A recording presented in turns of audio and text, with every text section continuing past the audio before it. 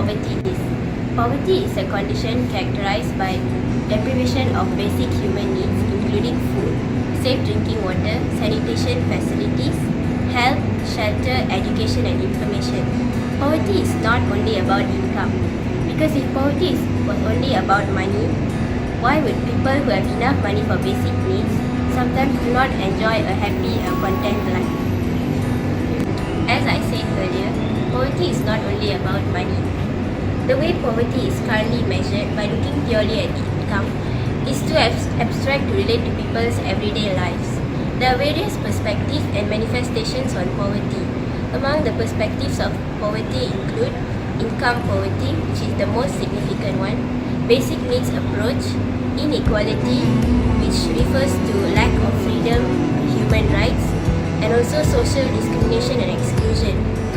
And the manifestations of poverty are lack of income and productive resources to maintain sustainable livelihoods, hunger and malnutrition, inadequate housing, and homelessness. I would like to explain a few factors which affect the income distribution among Malaysians. The first factor is income disparity. The average income of those living in rural areas is about 1/3 of the income of urban dwellers. The second factor is low wages and savings. Wages have not kept up with the productivity of labor nowadays. Do you know that 53% of Malaysian households have no financial assets? This can lead to severe corresponding loss of income. The third factor is the inequality within the Malay community. Each unit holder are eligible for different amount of percentages of share. This creates unfairness among the ASB unit holders. The fourth factor is the impact of ethnicity on hiring. About 90% of the civil servants are Bumiputras, whereas in private sector, there are more Chinese compared to the other ethnicity, which makes the income fluctuates among individuals. In conclusion, Chinese earn more than other races. The final factor is gender inequality. In reality, women are paid lesser than men for the similar work they have done, and they even have difficulty in entering the workforce compared to men. There is recent discussion about causes of elderly poverty across our country. We must understand and focus not only on material things but also on what is actually happening in our lifetime. So what I want to say is that be thankful for what we have. There are few factors that I want to say about. The first one, the elderly people are lacking of sufficient income to live their full life. This can be due to poor financial planning and also practices during their younger years. To be more specific, women are subject to fall into poverty. This is due to widowhood, early retirement from their workforce in order to care for their children. If the elderly people continue their life like this, they will face severe consequences, especially in social support. The next one is about protective programs like Medicare and also Social Security system. Protective programs like Medicare and also Social Security systems are essential to prevent the seniors from falling into poverty. They provide sufficient income and health insurance for the retired person, the poor and also the disabled one. If these programs is reduced drastically, there will be a high possibility for the older people to lose their basic needs permanently. In Malaysia, there are two types of poverty, absolute poverty and relative poverty. What is absolute poverty? Absolute poverty refers to the situation whereby an individual or household who is unable to fulfill his or her basic needs for a minimally comfortable and secure living. Then, what is relative poverty? Relative poverty is a condition in which people lack the minimum amount of income needed in order to maintain the average standard of living in the society in which they live. The community development is able to help the society, especially the rural community.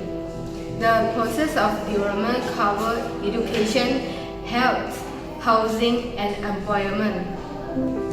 At the same time, the Ministry of Rural and Regional Development KKLW has planned and implemented some programs for the rural community as shown here.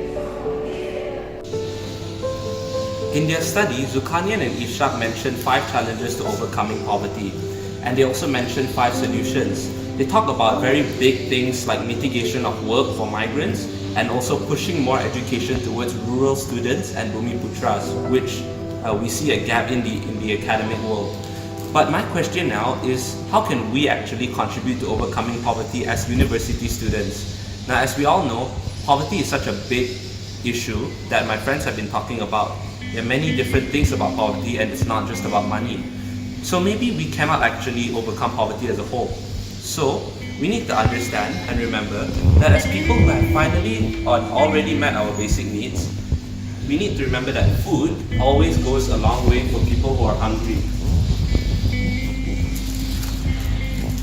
And your unused clothes can comfort someone who is needy.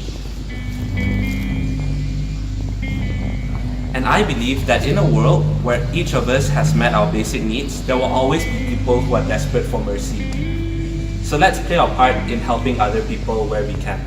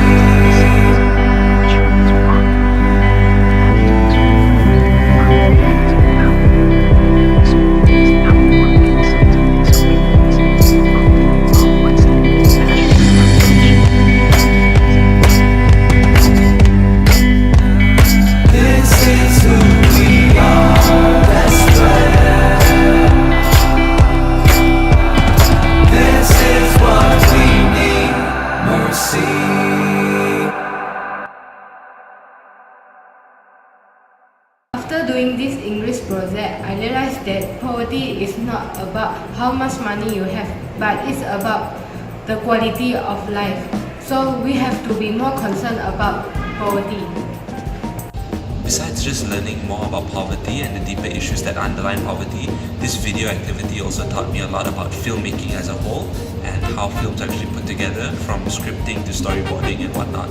And I think it was a very fun activity for my friends and I. In my opinion, poverty is a great issue in today's world, and I feel really sorry towards the victims of poverty because it affects them both physically and mentally. So I think we should work hard to overcome this problem to give a better future for the victims of poverty. Hi, I would like to share my reflection to you guys. Poverty was a very good topic as it creates awareness among individuals, especially university students. By doing this topic, I can learn good communication skills among my friends, and I feel very happy. So thank you. Hi, Assalamualaikum. My name is Atira. What I learned from this activity is about teamwork, and I really hope that me, myself, and also my team members can improve our social skills and also soft skills. And of course, from the topic that we have chosen, we should learn how to be thankful in our real life and also know and understand about what is actually happening in our lifetime. So